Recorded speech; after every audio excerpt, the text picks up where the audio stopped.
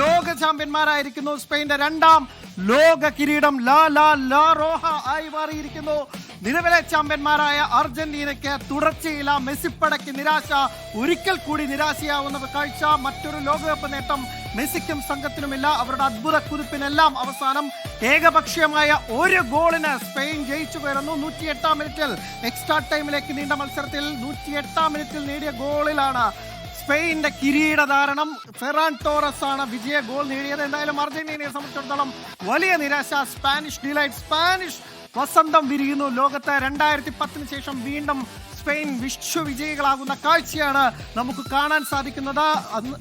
കാത്തിരുന്നത് കളിയിലുടനീളം സ്പെയിന്റെ ഒരു സമഗ്രാധിപത്യം എന്ന് തന്നെ പറയേണ്ടിയിരിക്കുന്നു.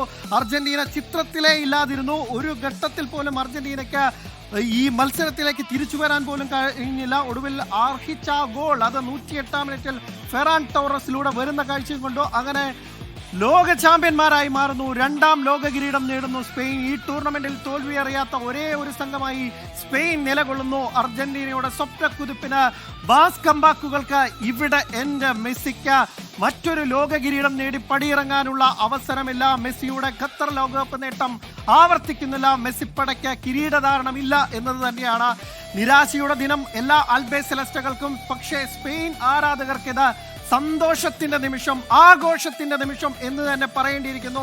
ഫെറാൻ ടോറസ് ഈ ടൂർണമെന്റിലുടനീളം അവർക്ക് പല കുറി ലക്ഷ്യത്തിലെത്തിക്കാൻ ഫെറാൻ ടോറസിന് സാധിക്കുന്നില്ല. പക്ഷേ ഇന്ന് ഫെറാൻ ടോറസിന്റെ ദിവസമാണ്. ഫെറാൻ ടോറസ് ആന്ദ്രേ ഇനിയസ്റ്റയായി മാറുന്ന കാഴ്ച കണ്ടു. 2010 ഹോളണ്ടിനെതിരെ നേടിയ 116-ാം മിനിറ്റിലെ ഗോളിനെ അനുസ്മരിച്ചുകൊണ്ട് 108-ാം മിനിറ്റിൽ ഫെറാൻ ടോറസിന്റെ അത്യുഗ്രൻ ഒരു ഗോൾ വരുന്നു.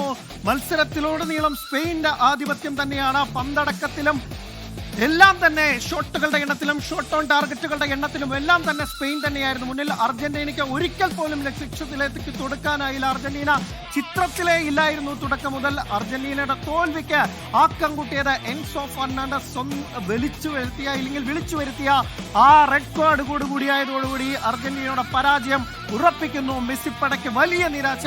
മെസ്സിപ്പടയുടെ ആ കുതിപ്പിന് സെമിയിലൊക്കെ തന്നെ കണ്ടതുപോലെ വലിയൊരു മാസ് കംബാക്ക് നടത്തുമോ എന്ന് പ്രതീക്ഷിച്ചു. പക്ഷേ സ്പെയിനിന് മുന്നിൽ അത് ഉണ്ടാവുന്നേയില്ല.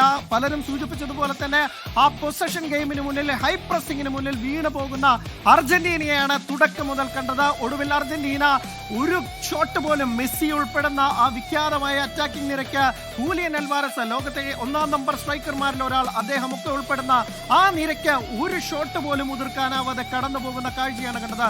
കഴിഞ്ഞ മത്സരത്തിലൊക്കെ തന്നെ എന്തൊരു തിരിച്ചുവരവായിരുന്നു അർജന്റീന എന്ന് ചോദിക്കുമ്പോൾ ഈ മത്സരത്തിൽ അതിനൊരു അവസരം പോലും കൊടുക്കുന്നില്ല. മെസ്സി അവസാനം എടുത്ത ഒരു കിക്ക്, അത് മൈക്കിൾ മൊറേനോയുടെ ഗാർസിയുടെ മുഖത്ത് തട്ടിത്തെറിക്കുന്ന ഒരു കാഴ്ചയ്ക്കപ്പുറം ഈ അർജന്റീനയ്ക്ക് ഈ മത്സരത്തിൽ ഒന്നുമില്ല. എമിലിയാനോ മാർട്ടിനസ് കോട്ട കെട്ടി നിന്നതാണ്. പക്ഷേ എക്സ്ട്രാ ടൈമിൽ ആ കോട്ട പൊളിയുന്നു. ഇന്ന് ആ കോട്ട പൊളിഞ്ഞ ഒരേ ഒരു നിമിഷം അതിലങ്ങനെ അർജന്റീന വീണു പോകുന്ന കാഴ്ചയാണ് കണ്ടത്.